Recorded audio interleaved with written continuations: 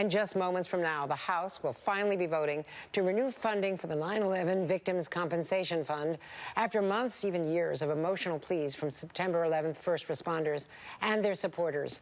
9/11 first responder John Feal and activist John Stewart were back on the Hill today for their climactic vote, which still has to pass Mitch McConnell's Senate after it gets past the House.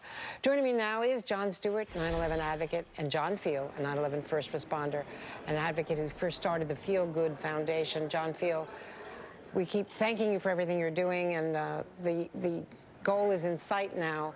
How do you feel today?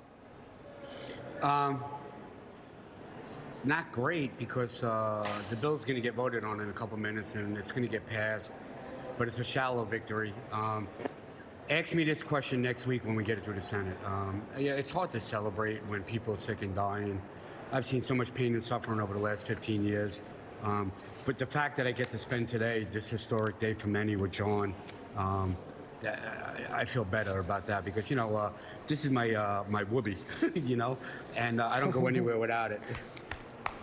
Well, you know, and I know this is bittersweet, and there's so much sadness. We're thinking, of course, of Lou Alvarez, John Stewart, who was here with you when you made your last public appeal to the Hill, to the Senate. Let's talk about Lou Alvarez and what we've lost here, as he represents so many. Well, you know, Lou Alvarez, he decided to spend literally the last week of his life fighting for his brothers and sisters to get them the same compensation and their families that he had received. And it doesn't, you know, the thing to remember about this is it doesn't alleviate the pain and suffering that they go through. It just takes away that extra burdensome layer on the families that never should have been there in the first place. So it is in no way a panacea. It doesn't alleviate anything. But, you know, Lou was down here because he wanted his legacy in his final days to be that he went down swinging. You know, that's what a lot of these men and women are like. They are people that are drawn to service. And even in their final days, they continue that mission because they want to see the job done. And, you know, John Feal has given 15 years of his life, half a foot and his kidney, to this cause. And it's in sight, but it's not done. And I don't think any of us feel comforted. We just want to make sure we have a deadline. The Senate Majority Leader said to them personally, this would be done by the August recess. That's August 2nd. So we're going to hold him to that word. It has to be done by August 2nd. It has to be fully funded. And then everyone can exhale and go home. And, you know, John Stewart, this is basically a rounding error on the budget. It's so incredible that for 18 years, John Feal and you and others, you know, Carolyn Maloney, who's been heroic from the Hill, and we're expecting her momentarily. She was called back to the floor, I guess, when this vote was delayed. Yeah. This is craziness, and if this is only one example, this is the most dramatic, the most emotional. It affects all of us, every American, but there are so many parts of government funding that get screwed this way.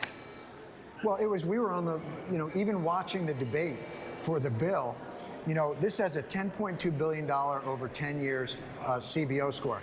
It's a ridiculous amount of money, obviously, on a personal sense, but in a governmental sense, it's nothing. Yet they're still arguing about this pay for, and this is either necessary or it's not, and it's necessary.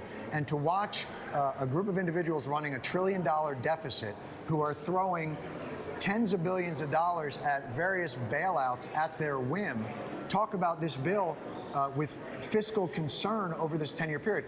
I was saying to these guys, it's like watching Joey Chestnut bang down 70 hot dogs on July 4th and then turn down a Coke because he's going to have a tab because he's watching his figure. It's nonsense, and it has to stop. John Feal, you know, this has been you've been a reluctant witness to all of this and participant in our government at work or not at work. Yeah. And what message do you draw from all of this? I mean, I remember you testifying, I think you'd been to more than 181 funerals. Yeah. Well, Louis was 182, and You know, my job, not only as an advocate and a pain in the butt to Congress over the last 15 years, I'm more of an historian now, and I've documented everything. And when that book comes out, there's going to be a lot of shots fired at those in the Senate and those in Congress who failed miserably in protecting yesterday's heroes. They had a moral obligation, and many of them failed. And you know, let's people today were talking about, well, we have 300 plus co-sponsors. We had 290 in 2015. I'm not shocked that we had over 300. I predict everything I predicted has come true to this point today. But let's talk about the 100 co-sponsors that aren't on there, the 100 members that aren't. Let's talk about the 27 members in the Senate that aren't on the bill. Let's talk about those who next week, when we hit the Senate, are going to get on board. Well, we're going to make their lives miserable. We're not done fighting.